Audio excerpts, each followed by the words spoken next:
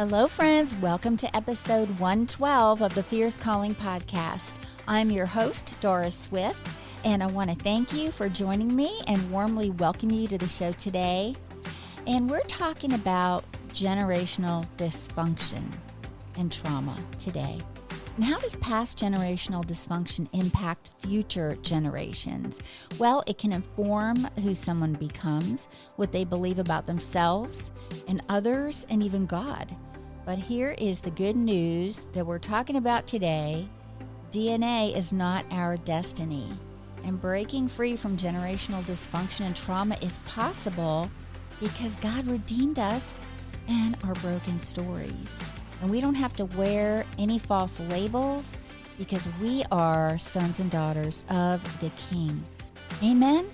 My guest today is Gina Birkemeier, licensed professional counselor, and this conversation is packed full of golden nugget truth, God's truth of who we are. And we're going to talk about also her new book, Generations Deep, Unmasking Inherited Dysfunction and Trauma to Rewrite Our Stories Through Faith and Therapy, and so much more. This is going to be a really powerful episode, and I know it's going to speak to a lot of our hearts today. And I know what Gina shares is going to encourage, inspire, and challenge you. So take a listen in as I have a chat with Gina Birkemeier. But first, here's a word from Access More. Do you want to go deeper in your faith even while you're on the go? No matter how busy the season you're in, Access More has a library of faith-based podcasts to help you grow spiritually. With podcasts from Christian thought leaders such as Christine Kane, Lisa Harper, Taryn Wells, and Bob Goff. You can hear podcasts on religion, culture, family, entertainment, and so much more. Access More gives you a safe space to find inspiring conversations about faith. Start listening today at accessmore.com. Welcome back to the Fierce Calling podcast. I'm excited for the show today. I have my friend with me, Gina Birkemeier. She is a licensed professional counselor who holds a master's degree in psychology and theology and advanced training in trauma therapies to help people heal, which is amazing. Gina has walked with the hurting to help them find hope and healing for nearly 2 decades. As a survivor of trauma and a cycle breaker of generational dysfunction herself, Gina passionately helps others to heal from hurt and shame and break unhealthy cycles and find freedom, which is so important. And I'm just looking forward to what she has to share today. Welcome to the show, Gina. It's so great to have you on. Thank you. It's great to be with you today. Thank you. And this is really fascinating. I always love the connection with psychology, biology. I always said, if someone ever took a biology class, I don't know how they would deny there's a God. I mean, there's just I agree. All this stuff going on in us. We don't even know what's going on in us, as it's going and how we're created and all of that. But mainly too, I love the message of cycle breaking in your ministry that you do and in the work that you do, because sometimes people feel like that's all they can be is what their family has been. So I would love if you would share a little bit about your story, how you got started in all of this, and how you're taking action where your passion, compassion, and conviction intersect. Sure. So Generations Deep is a book that was 5 years in the making, but really a lifetime in the making. And it starts with my great-grandparents and it moves forward into my story. And the thing about breaking cycles is when I work with people, and even in the book, you'll see breaking cycles isn't about the actual pattern verbatim repeating from one generation to the next, right? It's the impact of the generation before us, what they endured, and how that forms and informs who we become, what we believe about ourselves, what we believe about other people, and ultimately what we believe about God. And that's part of my story. So there is a lot of dysfunction, a lot of trauma that happened beginning with my great-grandparents and moving forward.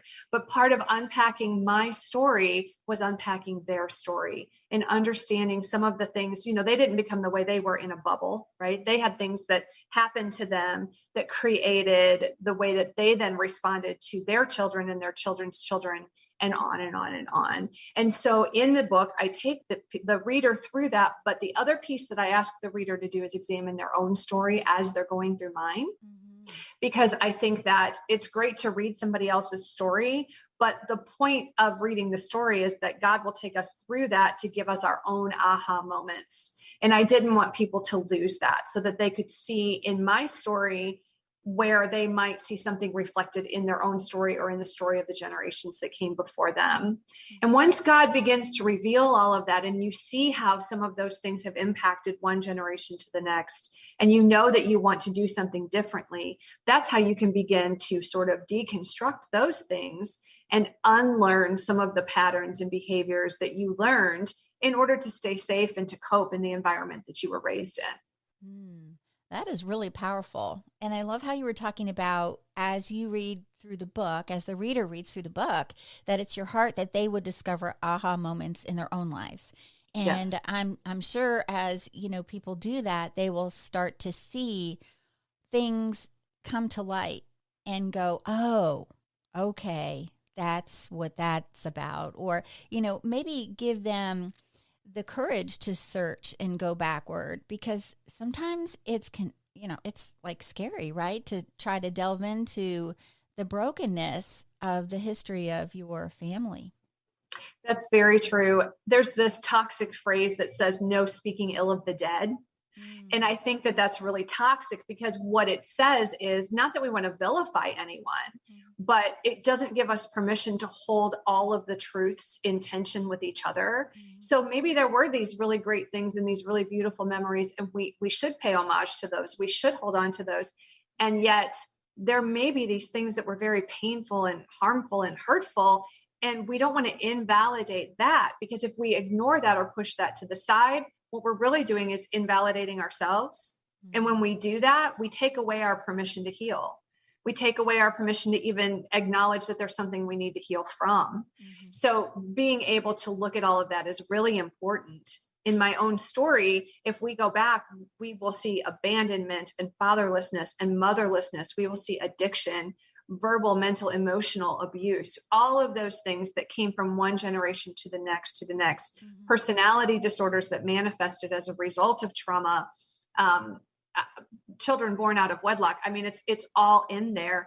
And all of that has an impact. That doesn't happen in a vacuum, and then all of a sudden everybody's okay after that. But if we don't acknowledge all of those things, then we don't know what we need to own and hold on to that we do need to heal from. And that was part of the reason in developing a particular part of the book called the Expanded Trauma Perspective Questionnaire. And that questionnaire was created with the help of 60 other trauma-informed therapists. And the idea is that, we know, a lot of us can say, oh yeah, well, we know that's a trauma. It's like a capital T trauma, right? Like some sort of like sexual abuse or physical abuse or abandonment or deep pervasive neglect. We can clearly see, oh, yep, that's traumatic, or a violent crime. And yet there are many other things that are traumatic that we maybe don't even recognize or give ourselves permission to call trauma. So we created this questionnaire to help people expand their perspective, literally, as the title of the questionnaire states, so that they can maybe give themselves some more permission, maybe give themselves some aha moments. And in the book, I also talk about the science behind that trauma, because our brain does not discriminate between a physical threat and an emotional threat. All the same parts of the brain fire and wire the same way, and by the way, that's also a perceived threat. That's why PTSD is such a powerful and debilitating disorder, because what happens is it's a perceived threat. And so our brain is not distinguishing, it's not able to distinguish. And it's the same with an emotional threat versus a physical threat. We don't have a discrimination in our brain that separates those. So we have the same reactions and responses. Wow. That is fascinating. And it's so good to be informed of these things and to be aware of them and know about them, because like you were saying earlier, going back and seeing all the different things, even in your past life, and as you were, not your past life, we don't blame that, but right. The past, yes, your ancestors, your relatives, your family. There you go. Yeah. So, okay, I just want to clarify that. But as you were saying those things started clicking in my mind of, oh yeah, we had kind of some of that too. We had some of that too. And not giving permission for people to use those things as excuses. Well, that's why he was like that, or that's why she was like that.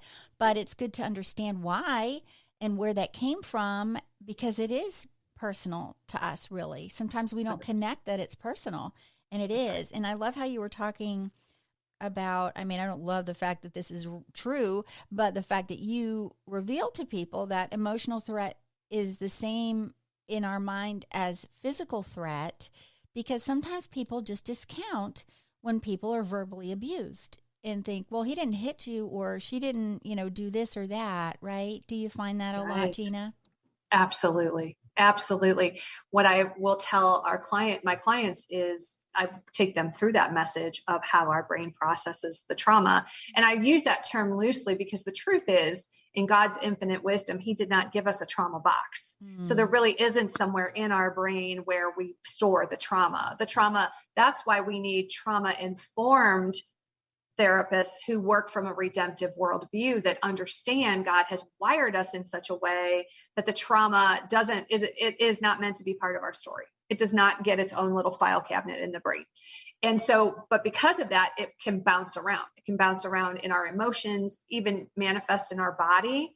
That's something called somatic experience, where our body experiences the trauma, oftentimes even before the brain. Mm-hmm. And so we need trauma-informed therapists that work from that faith-informed redemptive worldview, who understand how we heal in line with how God has created us, which is a top-down and a bottom-up process. And by that, I mean the older part of our brain. So when your brain begins to develop as a child, as an infant, in utero, it develops from spinal cord up toward the front, up toward the top, the front of the head. Mm. And so that's the older part of the brain because it's the first to develop. And that is where all of our habituated things are, like our breathing, our heart rate, anything to do with the nervous system. That's all in there. That's also where our fight, flight, freeze, and fawn live. Mm-hmm. So it's an older, more developed part of the brain. So often that cognitive part, that executive function, that frontal area lobe of the brain gets taken offline in trauma. Mm-hmm. So if you don't have a therapist who understands that, then they can't help you work from both the top down and the bottom up process. Mm. And we need somebody who can do that with us when there's been trauma. Yeah. Wow. That's pretty impactful. And I love how you said it was not meant to be part of our story. Right. When you think about that, I interviewed Dr. Brian McIntosh on the show, and he wrote a book, Made for Eden, because we were not created for this sinful world, that we're in. And so praise God that it is a redemptive story, and how the trauma counselors that are doing this from a biblical worldview is so important, because without that, you're missing such an important piece to who we actually are and how we view God. And if you could also expand a little bit about what you were talking about, because I know we've probably, maybe all of us, but many of us have heard the fight or flight, but you mm-hmm. actually take that a few steps further. So about, the freeze and fawn, can you go a little bit further into what Sure. that is? I think most people do think of fight and flight, right? Like that's our response. And I will say that they are relationship specific and trigger specific. So it might be that you default to a certain type of trauma or fight, flight, freeze, fawn response with your spouse, but maybe it's different with your kids or your friends or your father or your mother. It could be different. It is relationship specific most often. And that being said, we each tend to have our default where we go to the most. And so fight and flight are exactly what they sound like, right? Put them up, dukes are up, right? You're ready to fight it out. And that doesn't mean physically. Often that could mean verbally, or just even in the energy that you kind of put out in that relationship that says, don't come close, right? I'm ready to take this on. And then the flight, which is we run away, right? We see a big bear coming at us in the woods, and we run from that. So that's our flight. So freeze is, you see this in the animal kingdom a lot too, but freeze is literally freeze. You're frozen in place. You don't know what to do. And freeze in a trauma response can look different. So it can be dissociation, where your mind goes somewhere else, but your body is present, right? And freeze can be like you don't know what to say. Your words don't come out clearly. You just feel like you can't get words out. Internally, there could be a frenetic pace. Like the heart could be racing, your face could be hot, your chest could be tight. Everything could be happening internally, but you're basically frozen in place.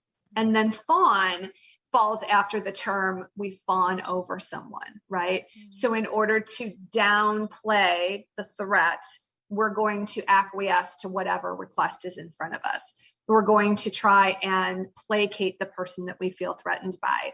We're going to, and this definitely happens most often in children who are parentified at a young age, where they learn that it's not safe to have needs because those needs don't get met mentally, emotionally, physically. So they learn to take care of their parent instead. So they are the emotional spouse for their parents. They are the mental spouse for their parent. They are constantly letting go of what they need to make sure their parent is okay so that they can be safe. So when people have that in their history, those are the people that later in life, their default mode when things are scary is to go into the fawn response.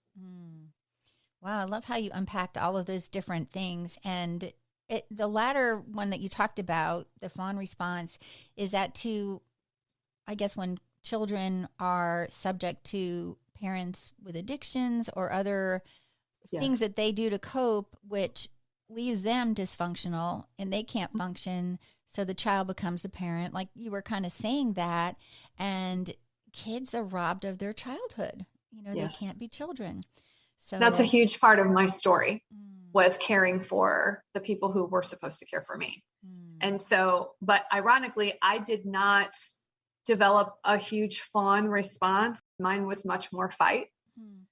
And that's interesting, but I will say that I did see a lot of the fawn. And so people might think, well, I don't really do that, right? Well, do you tend to lean towards codependency? Do you tend to feel like the people around you need to be okay so that you can be okay? Do you lean towards people pleasing? Have you found that you've constantly reinvented yourself in different ways to fit in with different groups, to be accepted, to be loved? All of those things can be indicators of a fawn response.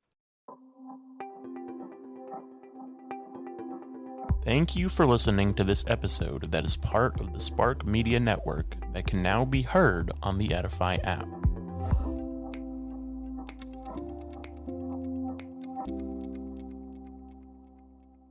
Do you tend to lean towards codependency? Do you tend to feel like the people around you need to be okay so that you can be okay?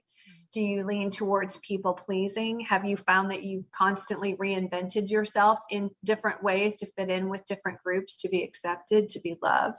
All of those things can be indicators of a fawn response.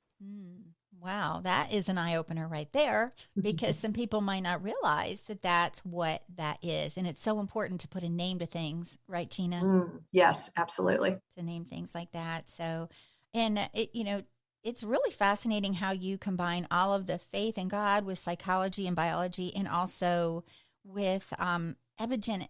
I can't say it. Can you go a little bit into what that is? Sure. So at a meta level, when we say epigenetics, we know that we have our genetics, right? We have our DNA. So if you think epi, as in above or over, around, those are your epigenetics.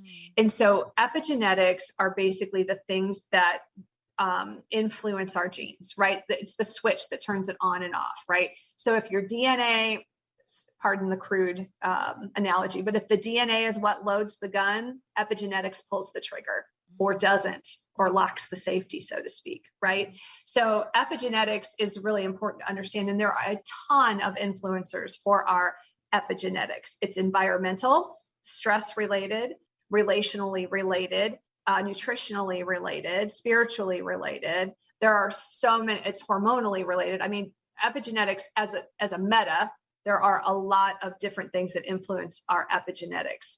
Transgenerational epigenetic inheritance reflects more of the behavioral things. So I could use the example of somebody who has addiction in their history.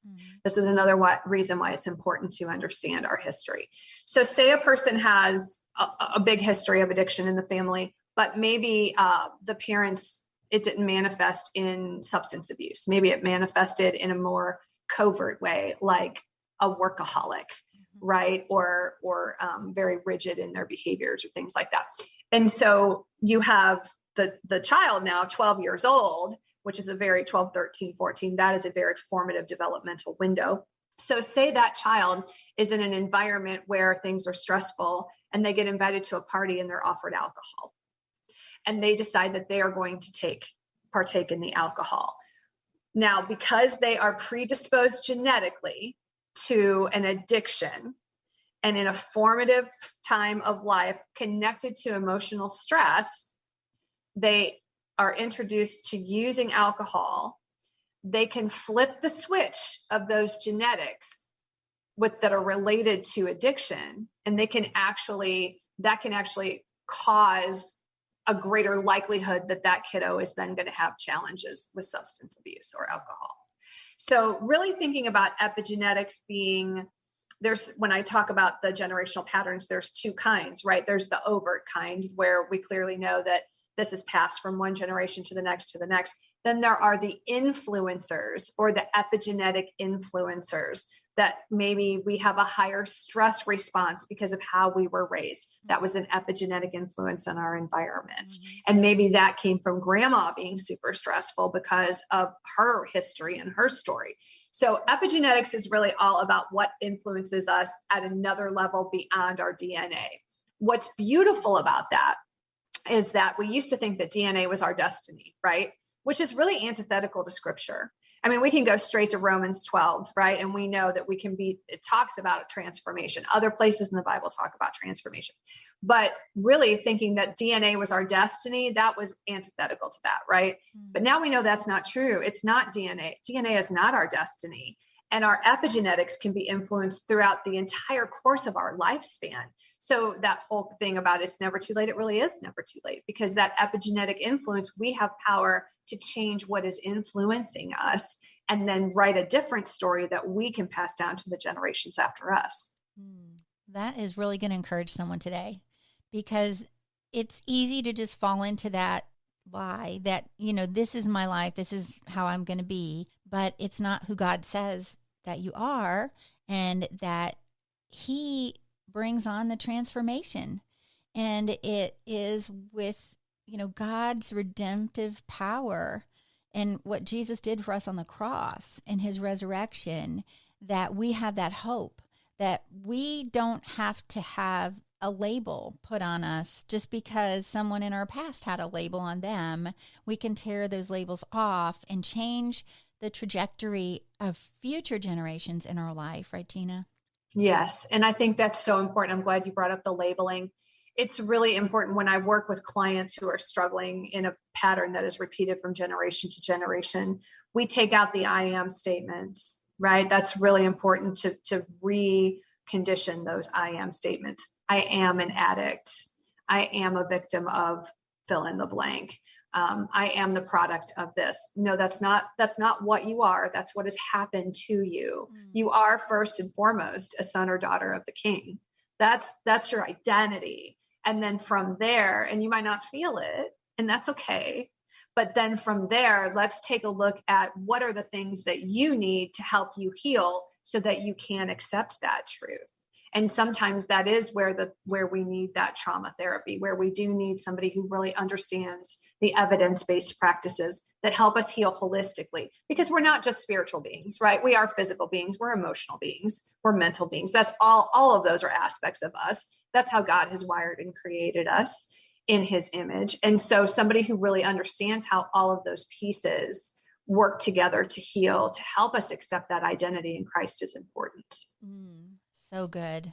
Wow. That is a great nugget of wisdom and truth right there. And, even like you were talking earlier, how there's the big T trauma and then the small T trauma, which doesn't mean it's small, but right. The fact being that it's not as recognized and it can go under the radar without people realizing what's affecting their life and their behaviors in those patterns that they can't seem to break because they don't get what's wrong really going on with them.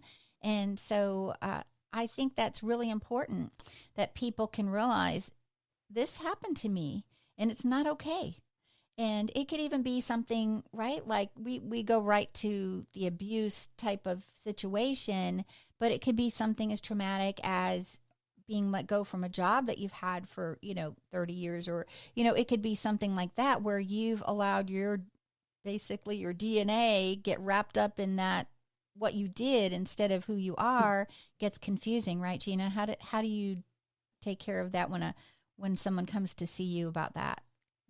So I think it goes back to what you just said about the identity. And I would say that if somebody is in a job, we'll take the example that you gave. If somebody is in a job and then they're let go, and that feels like a traumatic experience and they're having a hard time coming back, that is a symptom of a deeper problem. And oftentimes, and I have handled that exact scenario with clients before, but that is sort of the grain of presenting problem that helps us go to the root of the truth, which is they never felt accepted. They always had to prove themselves. Their identity, they had to earn their love and acceptance of their parents. Their identity was always wrapped up in their doing, not in their being.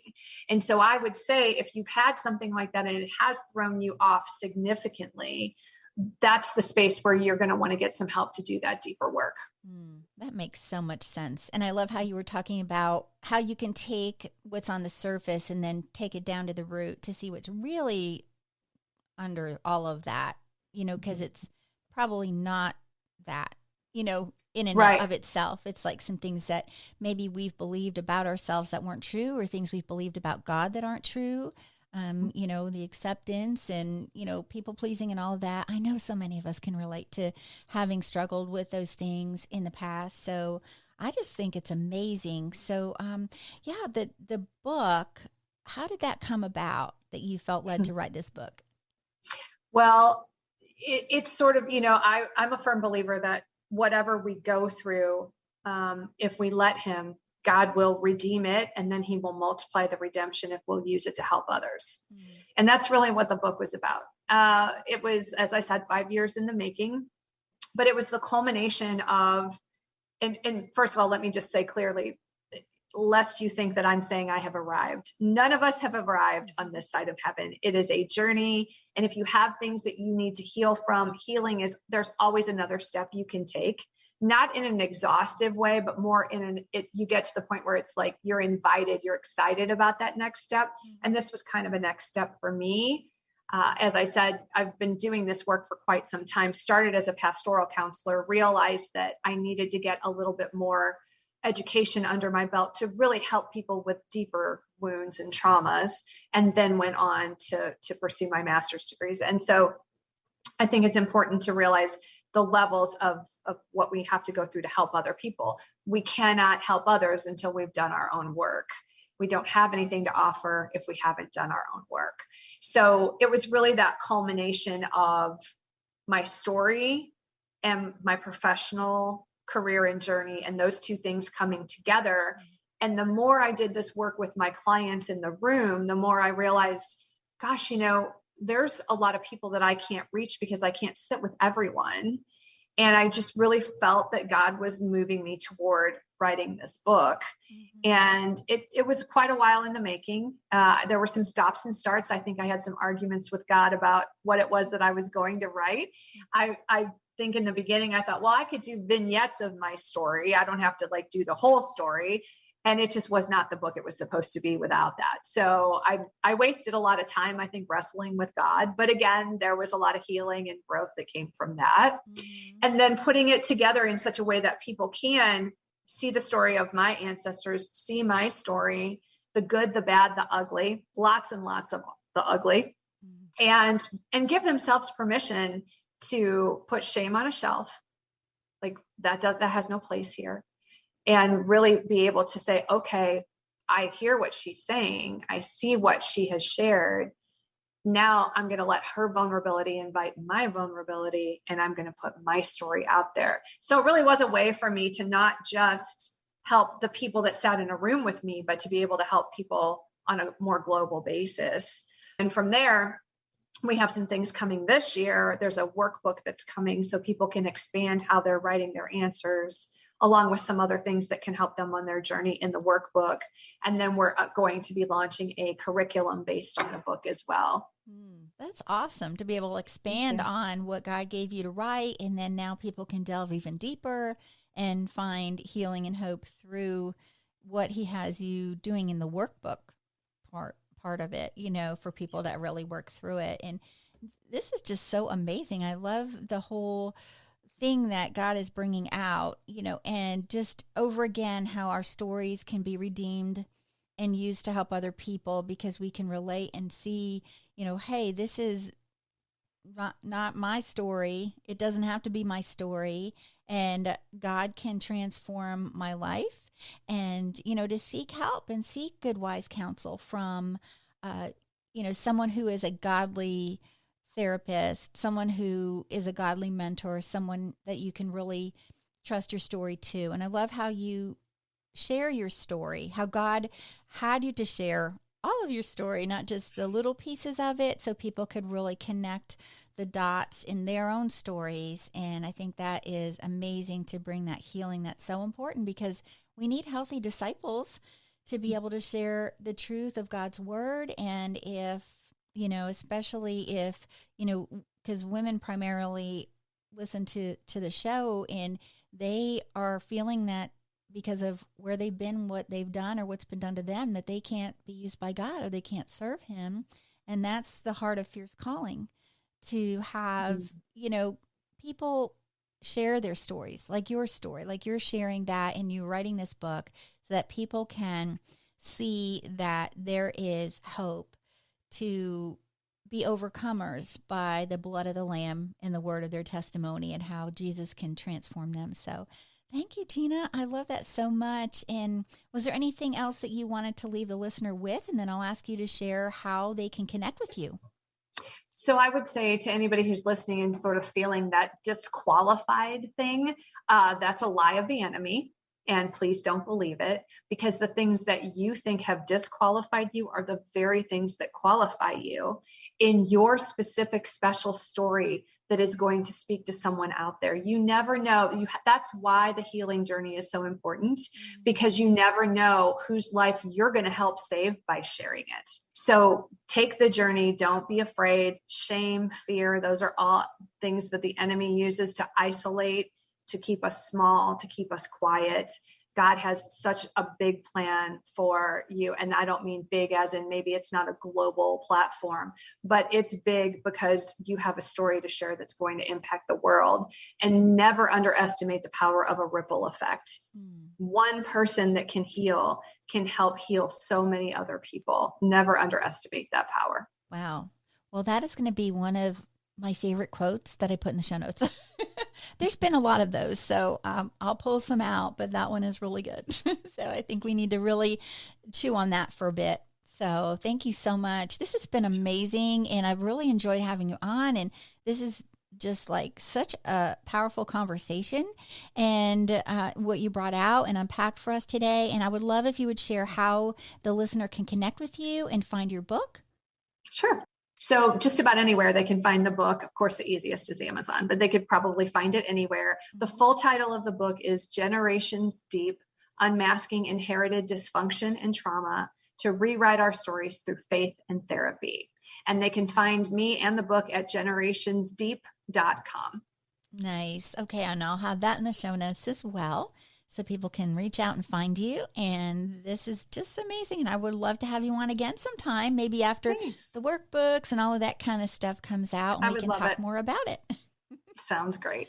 All right, Gina. Well, thank you so much. And God bless you and your ministry and what you're doing in the lives of other people, and how you've shared your own story, and that you were living out the Joshua 1:9 to be courageous because God goes with you, and that others can also experience that healing as well. So thank you, Gina, and I hope to talk to you soon, and you have an amazing ministry to others. So thank you for what you're doing for the kingdom.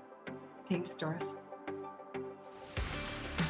Thank you for listening today, and I have a feeling that there were some aha moments during this conversation, right? And let me know if this impacted you in any way. You can leave a comment at dorisswift.com. And there is a place after the show notes where you can leave your comments, and we would love to hear if this really helped you today. It does really matter what we do for future generations right now. I just love the quotes from the show. One of them was, "That's why we need trauma-informed therapists who work from a redemptive worldview, who understand God has wired us in such a way that the trauma is not meant to be part of our story." Friends, there is so much pain in this world and trauma, and maybe you've experienced some of that as well in your past or even currently. And know that God never designed us to have that trauma in our lives, but He does make a way, and He walks with us in and through it. And Jesus said in this world we would have trouble, but to take heart, He has overcome the world. And if you need some help, reach out and ask for it, because you are not alone, friend. And make sure to check out the show notes and the links so you can connect with Gina and grab her book. It's going to really help you or someone you love. And I hope you join me next time when I talk with another woman who's taking action where her passion, compassion, and conviction intersect. Until then, friend, have a blessed week, and I'll talk to you soon.